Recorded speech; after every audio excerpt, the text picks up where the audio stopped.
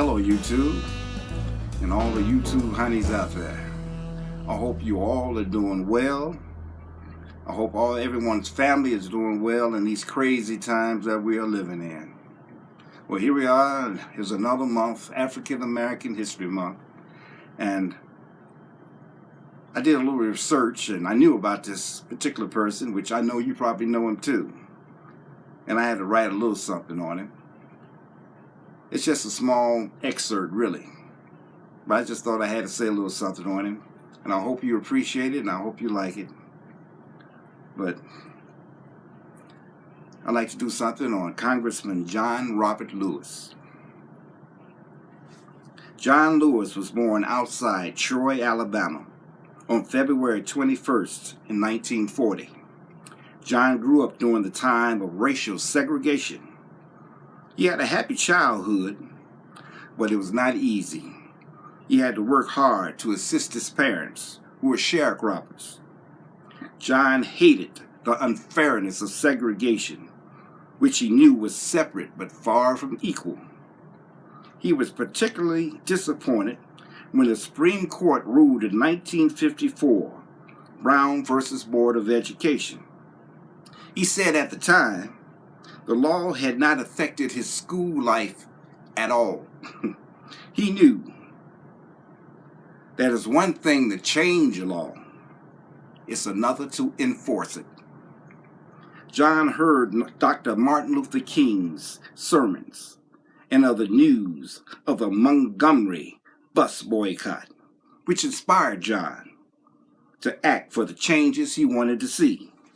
In 1957, Lewis, he left Alabama to attend the American Baptist Theological Seminary in Nashville, Tennessee.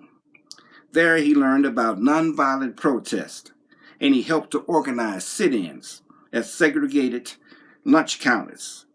John and his organizers were arrested many times during these demonstrations. That didn't stop John. He was committed to the civil rights movement, and he went on to participate in the Freedom Rides of 1961.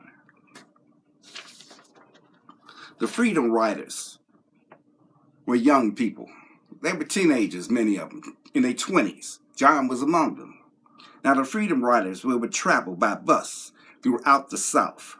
They would go to lunch counters and diners to sit and hopefully be served a meal like any other customer.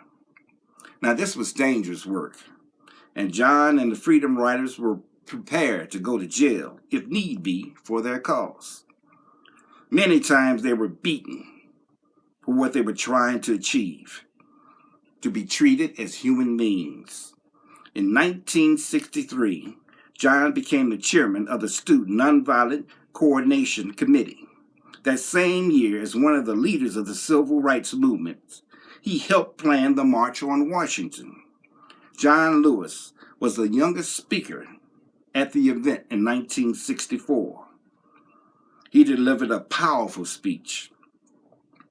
We all recognize the fact that if any social, political, and economic changes are to take place in our society, the people, the masses, must bring them about.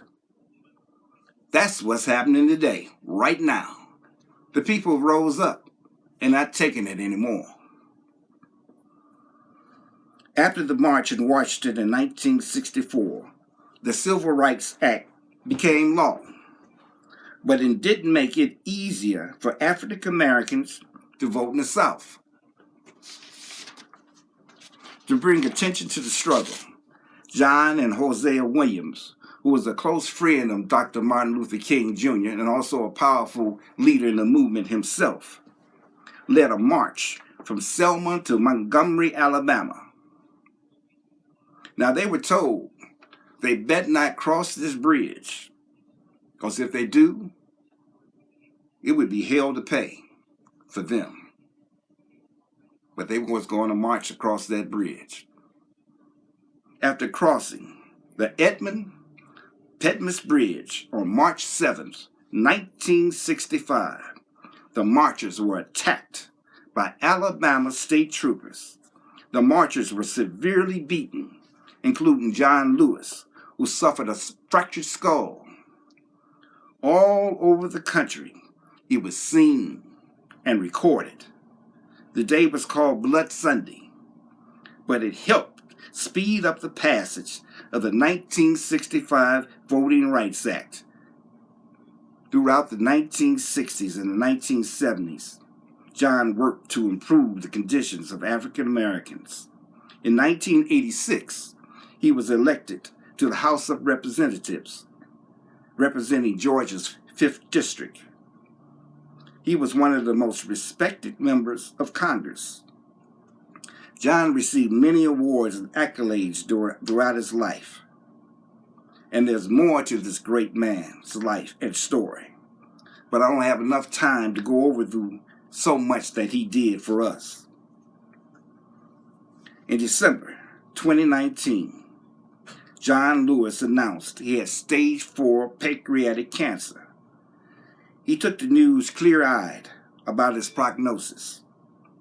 He felt today's medicines, and with all the advancements, it would be possibly treatable. And it was, for a while. He continued working, though, getting in good trouble, as he called it. John Lewis passed away on July 17th, 2020.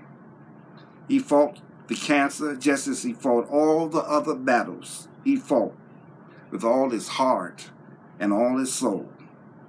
John Lewis, a man who could not help getting in good trouble for a good cause for all of us. He was a great man, a good man. Anyway, I hope you like this little excerpt on John Lewis. Look him up, check him out. I know you probably know about him, but you can read a little bit more about him. Anyway, I just want to thank you for listening. Take care, stay safe, and wear your mask. Take care now. Bye now. Later.